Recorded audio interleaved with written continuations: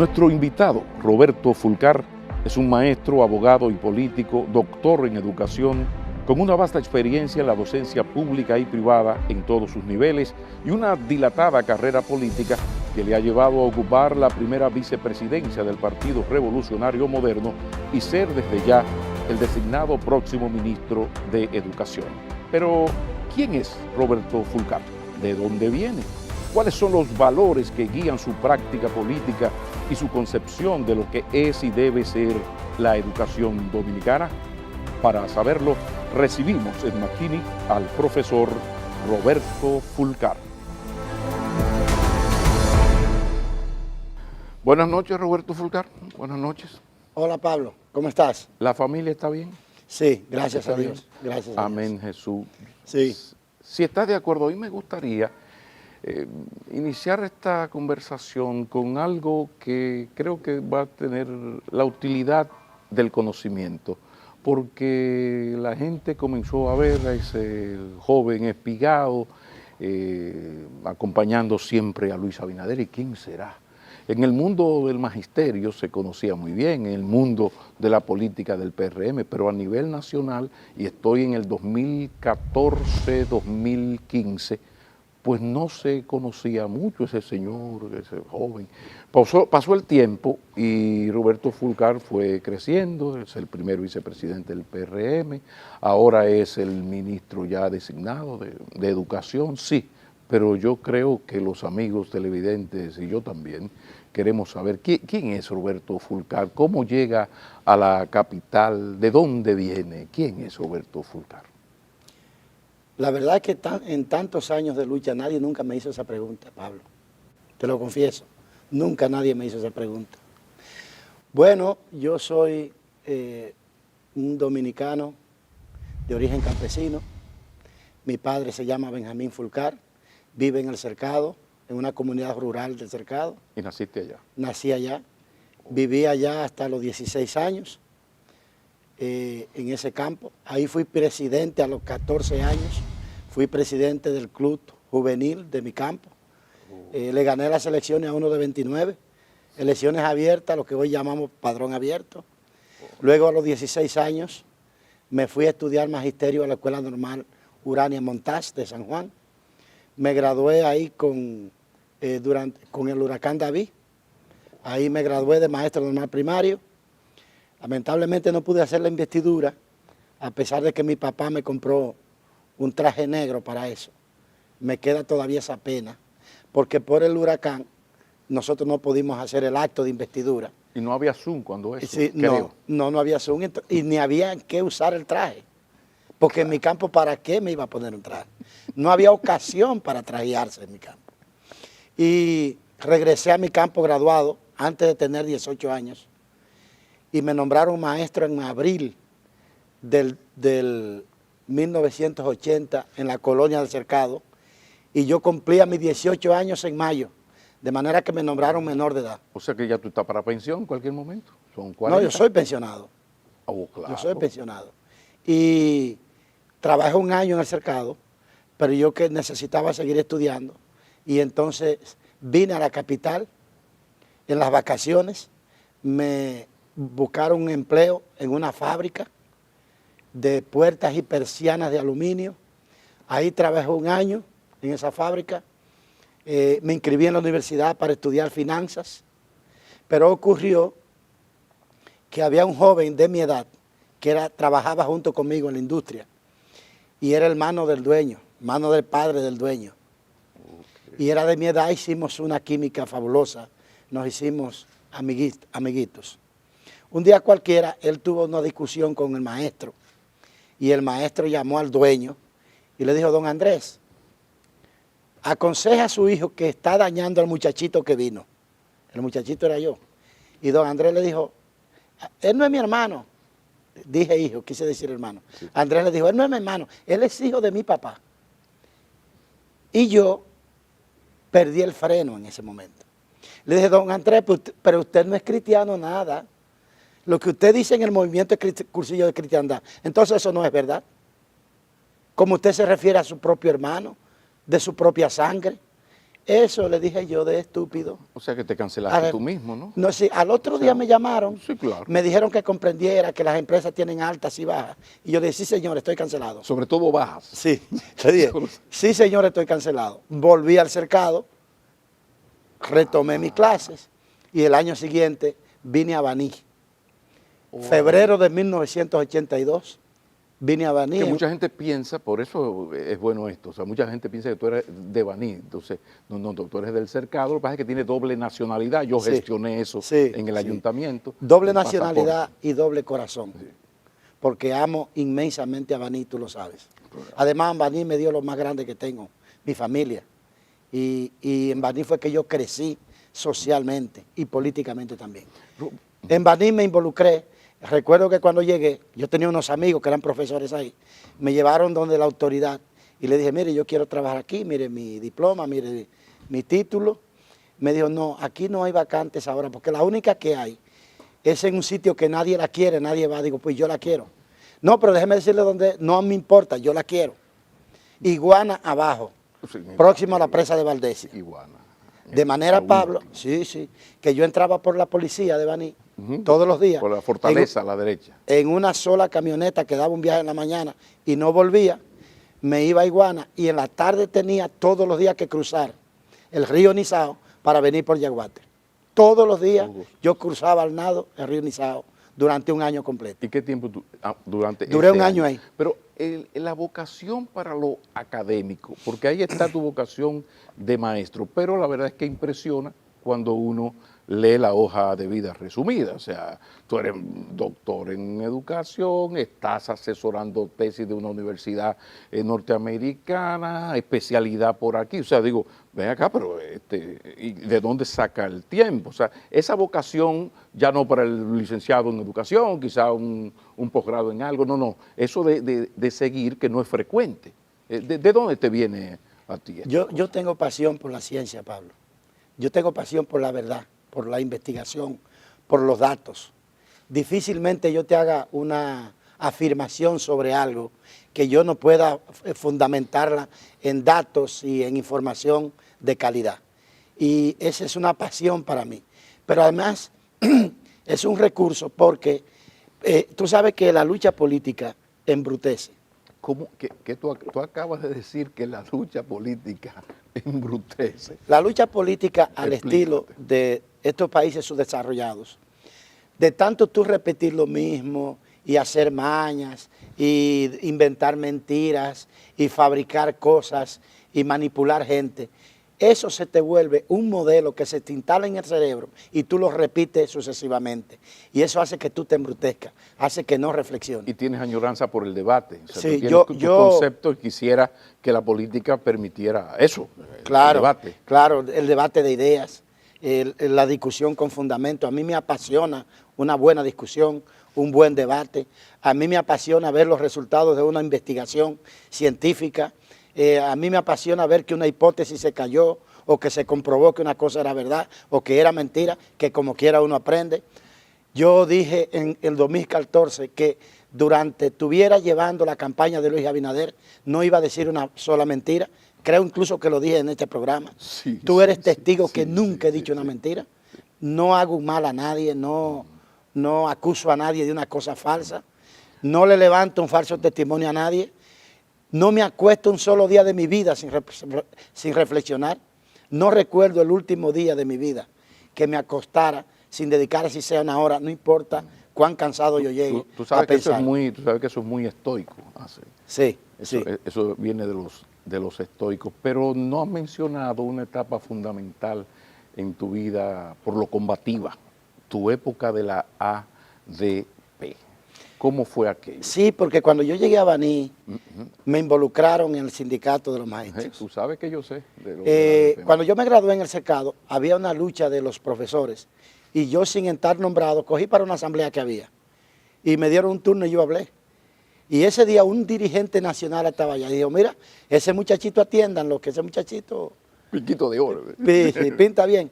Después en Baní me involucraron en la lucha del ADP, me hicieron dirigente de un comité de base en el Limonal y ahí subí y después fui de organización y después gané la presidencia de la ADP en Baní. Exacto. Quiero decir que la gané en 1988, le gané a una alianza del PRD, del Partido Reformista y del PLD, yo siendo de un grupito de izquierda muy pequeño. Pero yo tenía una conexión muy especial con los profesores de Baní. De hecho, yo quiero decirte que los amigos que por siempre yo más he apreciado están en Baní. Y mucha gente que yo quiero mucho. Además, mucha gente me ayudó, Pablo, porque a lo mejor yo sentía como que me tenían pena, porque como tú recordarás, yo era flaco y largo, inmensamente flaco. Cualquiera no lo cree. Inmensamente largo. Y entonces esas profesoras como que me tenían pena, me llevaban para su casa, me daban comida, me daban cariño, me protegían. Había una huelga en una ocasión y yo recuerdo que el alcalde de Baní era de los que me había mandado a perseguir. Y entonces su hijo me tenía guardado en un patio de atrás de su casa. ¿De su propia casa? Sí, sí, sí. Es una persona, Luis se llama, es una persona que yo quiero mucho, a él y a su esposa Jacqueline Peguero, que es también una hermana mía. Entonces, en Baní fue que realmente yo desarrollé mis inquietudes sociales y políticas.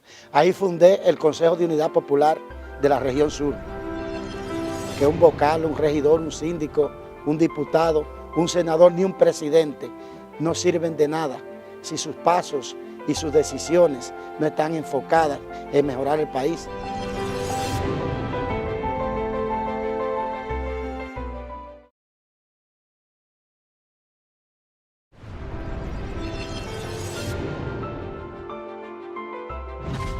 Yo andaba a las 10 provincias del sur en un motor MB100 regularmente todas las semanas, organizando.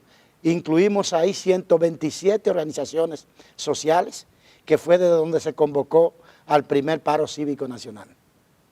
Y el salto de esa militancia política, pero más cercano a lo social, al magisterio, ya a la política partidaria, de repente, insisto, 2012-13, hay una cercanía y, bueno, evidentemente una conexión con Luis Abinader. ¿Cómo llegas al PRM? La conexión con Luis Abinader, insisto, porque se nota la conexión. Sí, cuando yo llegué al PRD, era en 1999.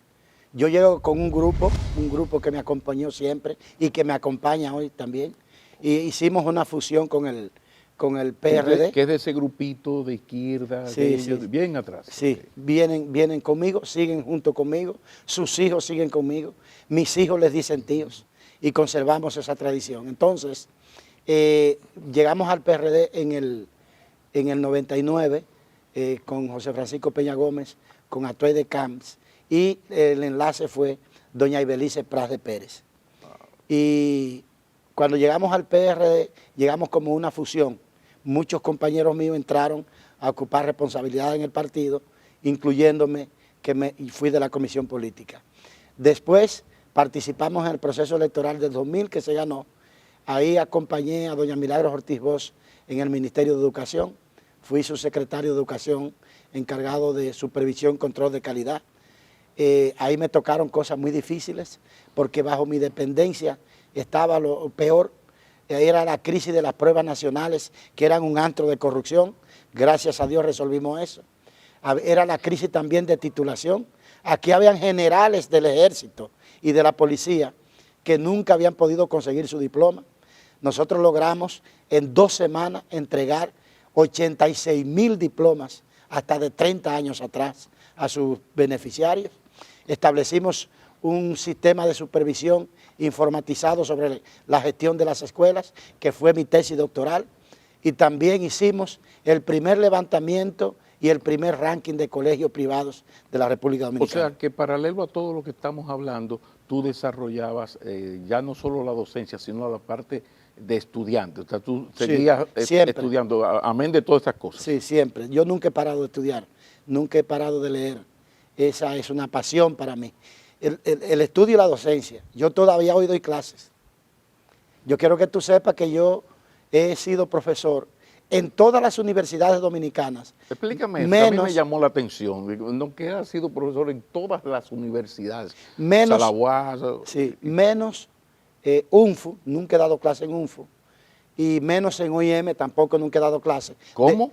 Sí, No, menos en UNFU y en OIM. Eso merece un stop, porque esa es la universidad de la familia. No me diga que había problemas. No, ese no, que ese de la izquierda y cosas, no. No, para nada. Fue para nada. Porque no se ha dado. Porque no se dio la ocasión. Okay. Pero he colaborado en cosas que me han solicitado, en opiniones sobre temas. Le he colaborado a José Abinader, que es un caballero, el rector, que es un señor con una formación extraordinaria, con una capacidad reflexiva enorme y con quien tengo una buena química. Nos sentamos a veces a quedarnos solos a conversar temas. Bueno, pues ya es un asunto de familia. Entonces, porque mira, insisto en la pregunta, ¿de dónde viene la conexión con Luis Abinader? Recuerda que yo apoyé la aspiración de doña Milagros Ortiz Bosch para la candidatura de 2008. Nosotros perdimos esa convención que la ganó el ingeniero Miguel Vargas. Como es natural, cuando me preguntó doña Milagros, ¿qué debo hacer? Yo le dije, usted fue a una convención con una regla de juego, usted perdió y usted es una demócrata. Lo que le sale es apoyar al que ganó la convención. Y fuimos y apoyamos la candidatura de Miguel Vargas. Vino la crisis del 2012. Cuando vino la crisis del 2012 entre Miguel Vargas y el grupo que encabezaba el presidente Mejía, yo inicialmente no me involucré, no era parte de ninguna de las dos tendencias ahí.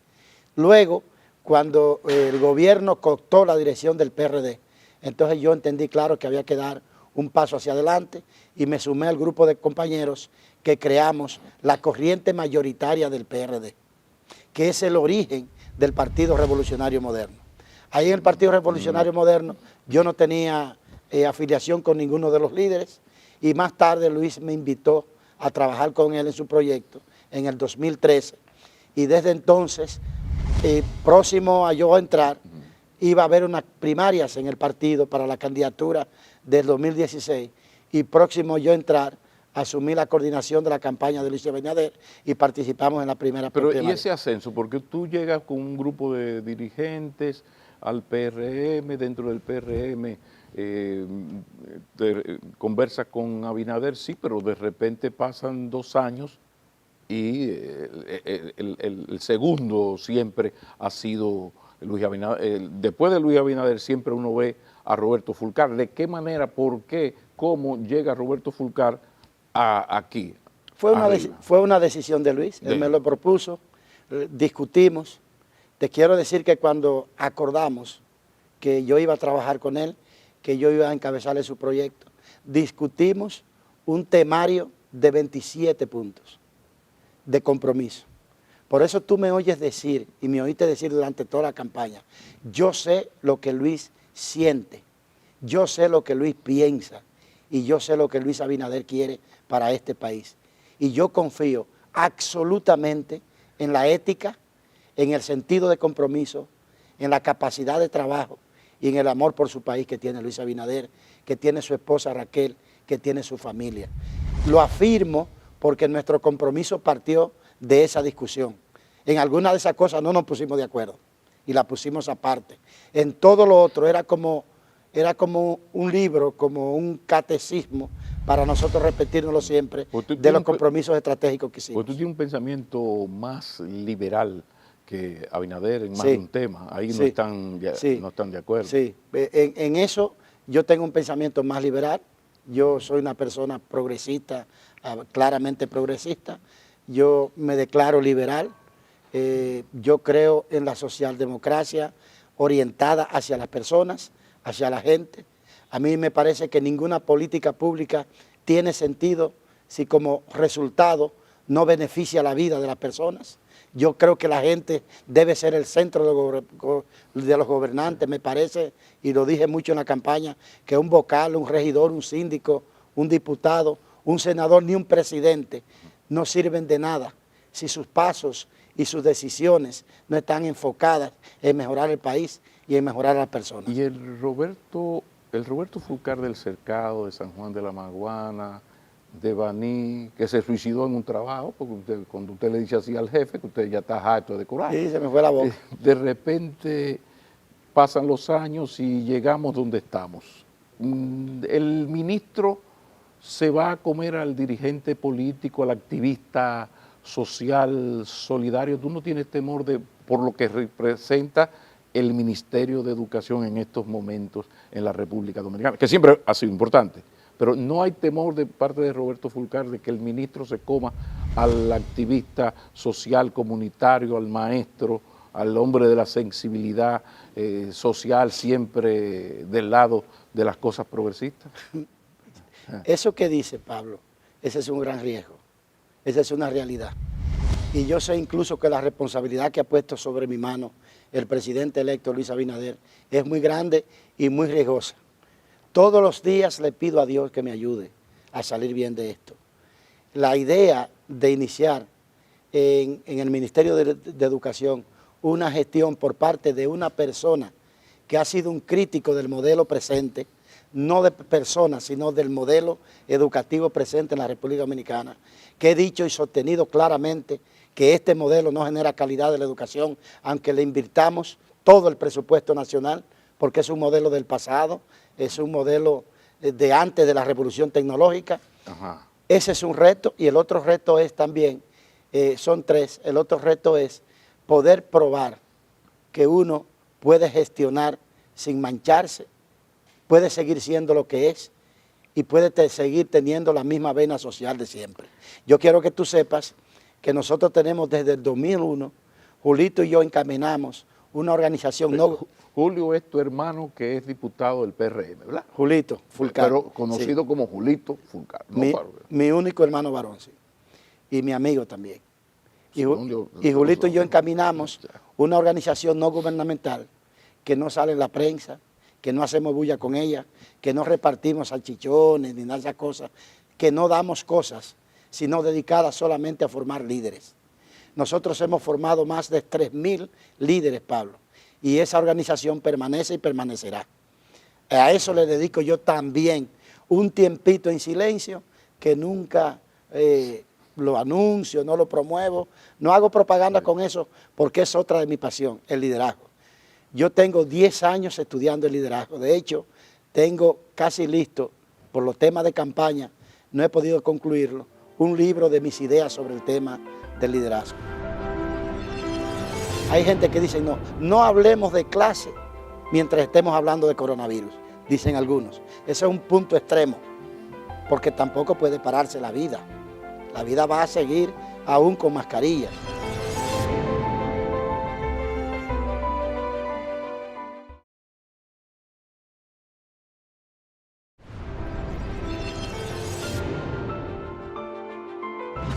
Y el otro riesgo que sé que tengo es iniciar un año escolar en tiempo de la pandemia. Ahí te iba a llevar. Eso no es cosa chiquita. ¿Qué vamos a hacer con esta situación? Porque se habla de diferentes alternativas, pero que entonces que lo virtual, pero ¿virtual de qué? Si aquí hay una brecha digital del carajo. No virtual, presencial. Coño, pero espérate, que tenemos unas 10, 12 provincias. Cogía. O sea, ¿cuál va a ser la salida a esto? Se habla, ya la ADP dice que no ve posible que el 24 de agosto pueda arrancar. Otros hablan de por qué no se espera hasta diciembre. Todo lo conversado hasta ahora. ¿Por dónde tú crees que se irá el ministerio? Nosotros tenemos trabajando 23 comisiones de trabajo discutiendo los temas del ministerio. Tengo 23 comisiones trabajando simultáneamente, claro. Pedagógica, metodológica, tecnológica, administrativa, de gestión, etcétera, etcétera, etcétera. Pero conjuntamente con eso, anoche concluí un periplo que hice visitando todas las instituciones relacionadas con la educación. Anoche terminé con una amplia reunión con el CODUER, la Confederación Evangélica de la República Dominicana, escuchando a las personas, escuchando a los colegios privados, que tienen 2 asociaciones, una es una asociación de grupos, escuchando a Educa, una organización que anima sectores empresariales del país, escuchando a Inicia, escuchando a Monseñor Agripino y al Consejo Económico y Social. ¿Y cómo conciliar todos esos intereses que tú estás señalando? Porque en eso nadie es inocente. ¿De qué manera, a partir de esa conciliación, se va a elegir un camino? Bueno, yo te quiero decir que hay una amplia coincidencia de la mayoría de los sectores consultados en varios puntos. Hay algunos en los que no. Hay gente que dice, no hablemos de clase mientras estemos hablando de coronavirus, dicen algunos. Ese es un punto extremo, porque tampoco puede pararse la vida. La vida va a seguir aún con mascarillas. Hay otros que dicen, debemos comenzar porque entonces los muchachos pierden el hábito. No podemos tampoco comenzar como sea. Y en todo esto, la semana que viene ya nosotros tendremos una conclusión que vamos a compartir con el país. Porque te quiero decir que además de todas esas consultas que he hecho con todos los sectores vinculados a la educación, ¿sabe mi amor por la investigación? Yo pagué una encuesta para saber qué están pensando los padres y las madres respecto del tema del inicio del año escolar. Con esos resultados, con la minuta de las reuniones que he hecho, ya vamos a proponerle al presidente electo y a la vicepresidenta electa una conclusión respecto de qué camino tomar. Pero ¿cuáles son los límites? Hay dos límites. Hay un límite que lo establece Dios, sobre el cual no podemos tener previsión nosotros. Él es que sabe. Hay un límite que establece la ciencia. En todo este proceso yo he estado acompañado por el gabinete de salud que nombró Luis Abinader, pidiendo consejos, escuchándolo. Anoche yo le pedía, yo necesito que ustedes me digan, en el peor de los casos y en el mejor de los casos, ¿hasta cuándo tendremos COVID-19? Me dijeron, hoy no te podemos responder eso, Roberto, danos unos días para hacer unos cálculos, para analizar una ruta crítica, porque para yo programarme tengo que tener, así sea aproximadamente, una idea sobre eso. Sería una predicción, porque es complicado decidir. Depende de muchas cosas, entre ellas el comportamiento de la ciudadanía, que uno imagina que el nuevo gobierno va a apretar.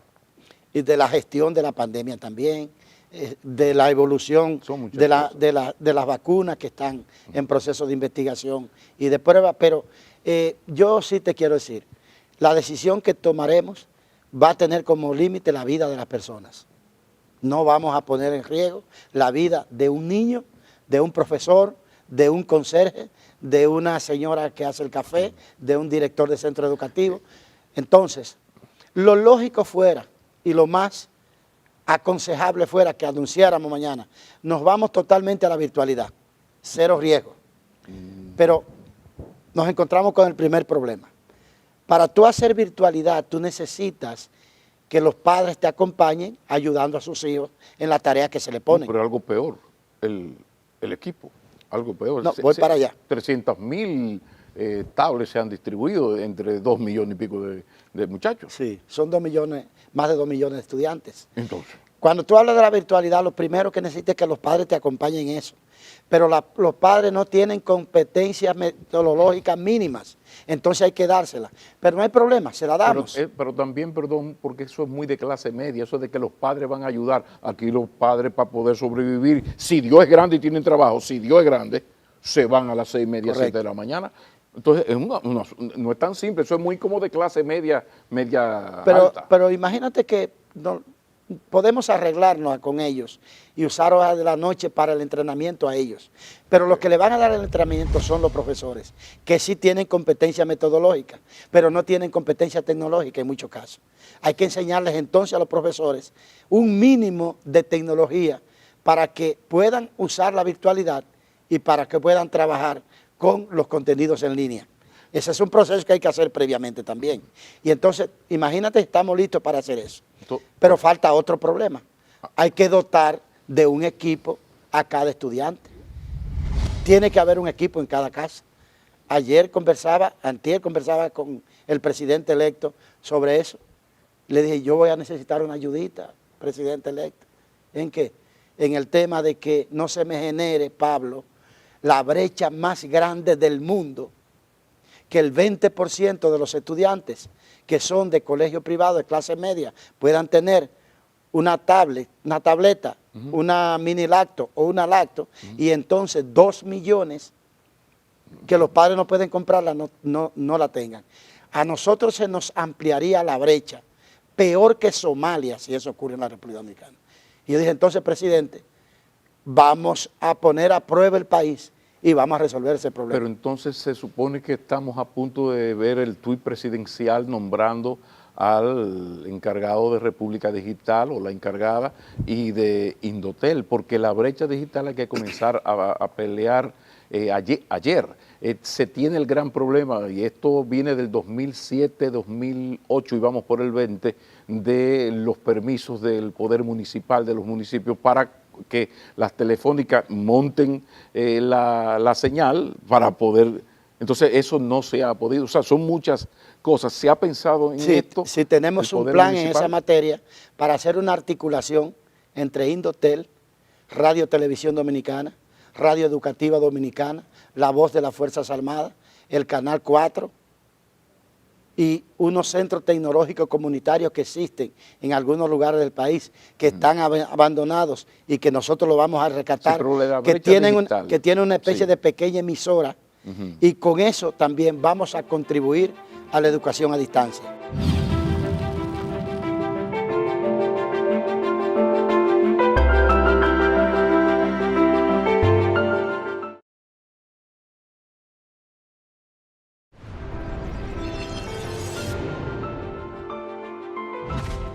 Las telefónicas están ahí, casi todas dispuestas a servir con proyectos paralizados. Yo recuerdo, hace semanas se detuvo un proyecto muy importante de una telefónica, sencillamente porque no hay manera legal de conseguir los permisos. Bueno, pues eso lo vamos a conseguir, Pablo.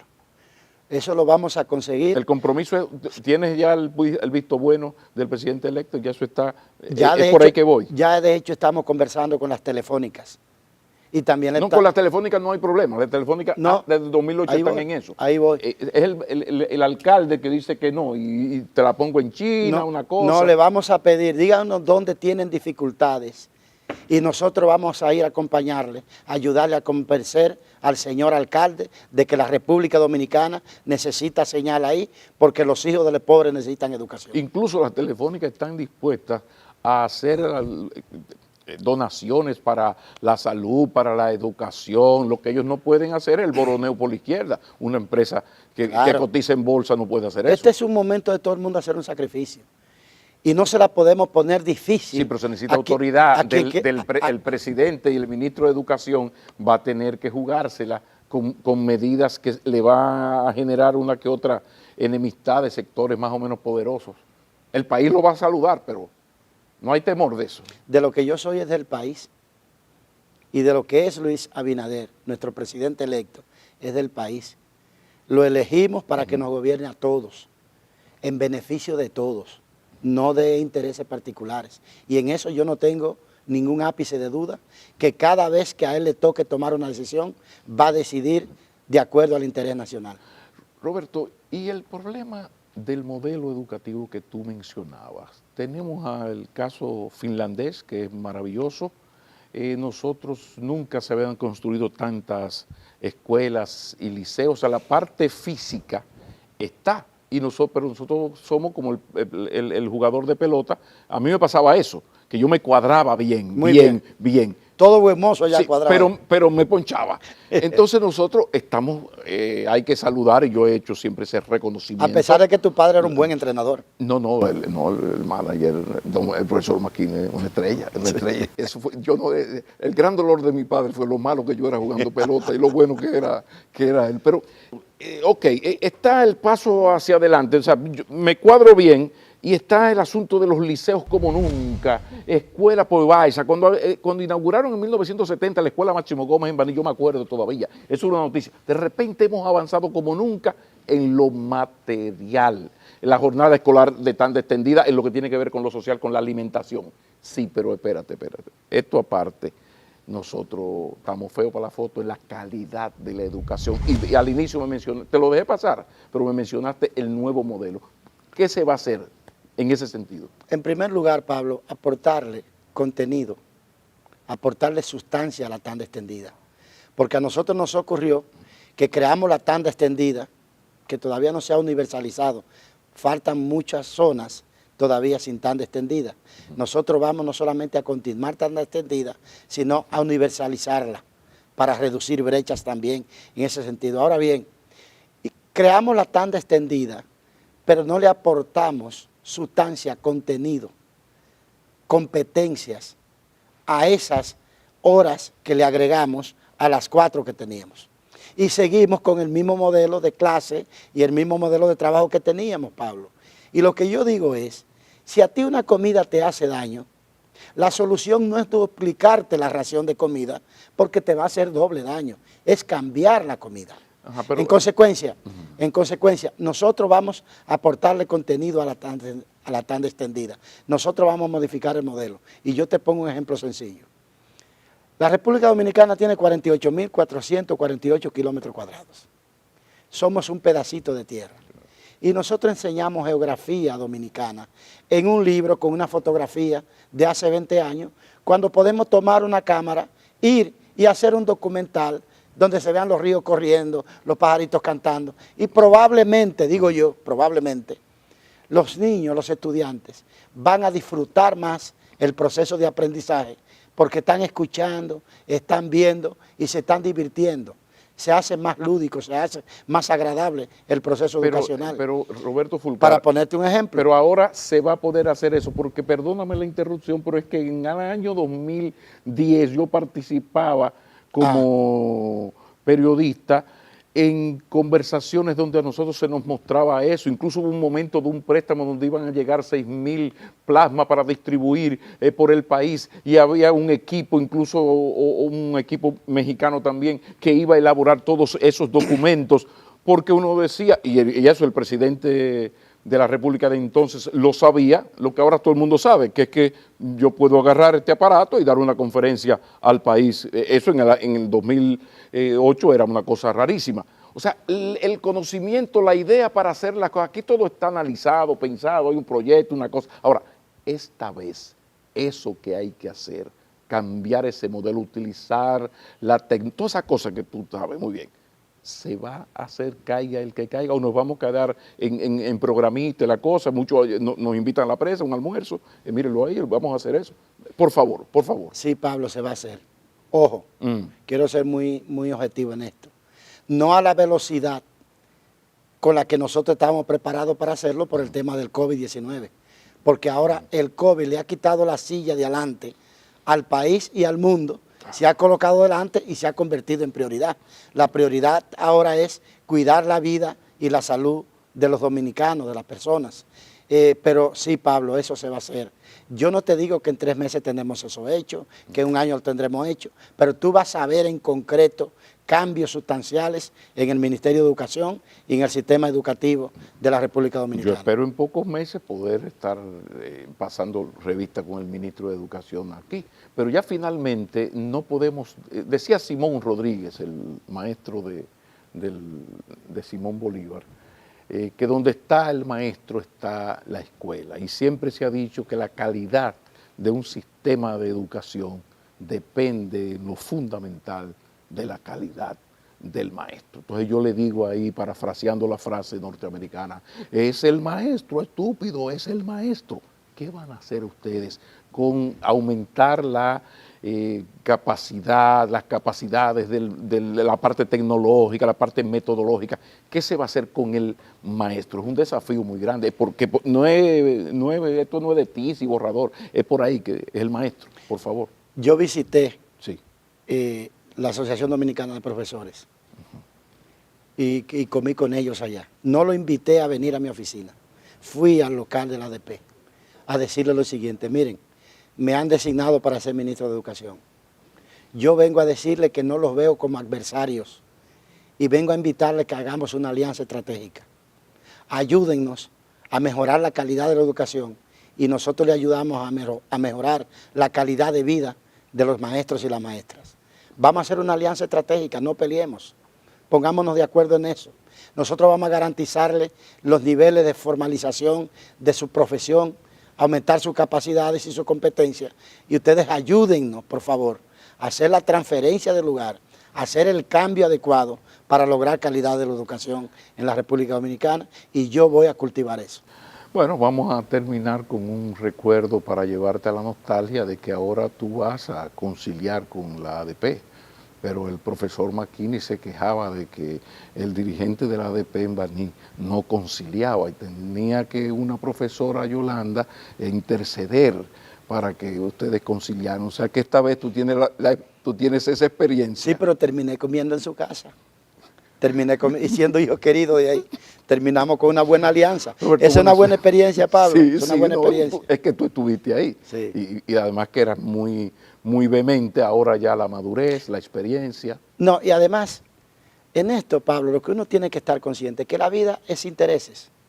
Las personas, los grupos tienen intereses. No hay que tratar de ocultarlo. Lo que hay que ponerlo sobre la mesa, sinceramente, y discutir sobre eso y ponernos de acuerdo. Roberto Fulcar, gracias. Muchas gracias. De esto se trataba. Gracias a ti, que esta es mi primera entrevista formal después de la campaña. Y me he sentido muy bien aquí. Gracias, Pablo. Volveremos a vernos. Volveremos Muy bien. a vernos.